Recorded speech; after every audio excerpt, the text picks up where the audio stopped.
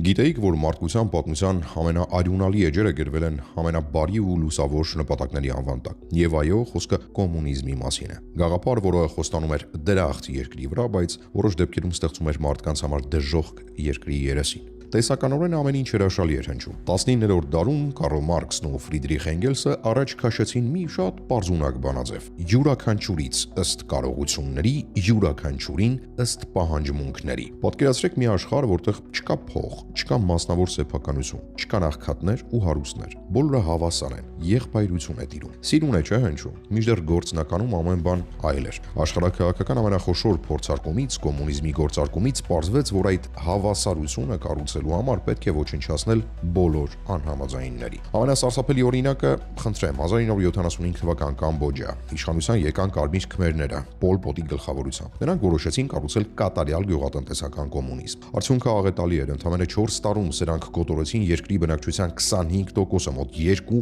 միլիոն մարդ։ Ու սպանում էին ոչ թե անպետքներին, այլ պետքականներին։ Սպանում էին նրանց, ովքեր կրթված էին, գիտեին օտար լեզու կամ պարզապես ակնոց էին կրում։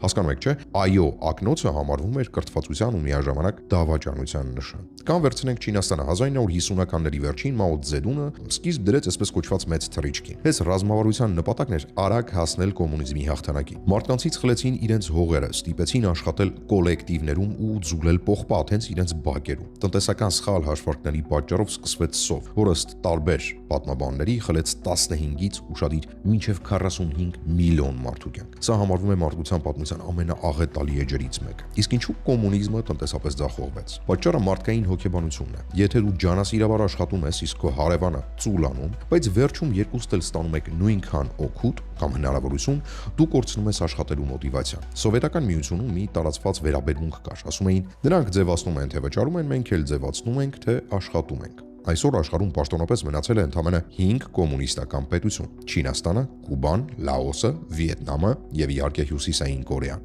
Բայց նույնիսկ Չինաստանը վաղուց հրաժարվել է հավասարություն կոչվածից, այնտեղ հիմա ավելի շատ միլիարդատեր կա, քան շատ կապիտալիստական երկրներում։ Ու հարցս ձեզ, պատրաստ կլինեիք հրաժարվել ձեր տնից, մեքենայից ու անձնական սեփականությունից հանուն նրա, որ երկրում չլինեն աղքատներ, թե սեփականության իրավունքը ձեզ համար անձեռնմխելի է։ Անկեղծ գրեք մեկնաբանությունների հատվածում, իսկ հաջորդ տեսանյութում մենք կխոսենք կառավարման ամենահին ձևի մասին, որը թվում է հեքիաթային, բայց մինչև այսօր կա՝ միապետություն, բաց չթողնեք։